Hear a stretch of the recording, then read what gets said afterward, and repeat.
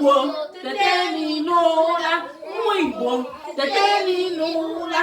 Ụmụ Igbo, tululululu. Ụmụ Igbo, tululululu. Ụmụ Igbo, teteni n'ụra. Ụmụ Igbo, kunyenu n'ụra. Ụmụ Igbo, tululululu.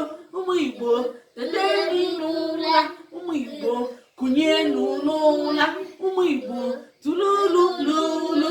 Ụmụ Igbo, kunyenu n'ụra. Ụmụ Igbo, teteni n'ụra.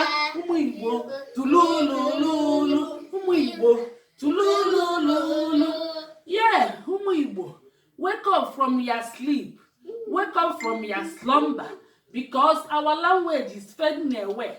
UNESCO 2006 predicted that in less than 50 years, Igbo language will go extinct. Igbo language will die if proper measure is not taken. If we didn't look into our matter and start to correct our mistake, when you see your brother, you won't recognize your brother anymore. You won't recognize your sister anymore, which means we used our hand to destroy ourselves.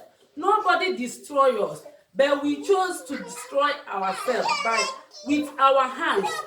Therefore, please, let's start to correct ourselves. Now is time. It's never too late.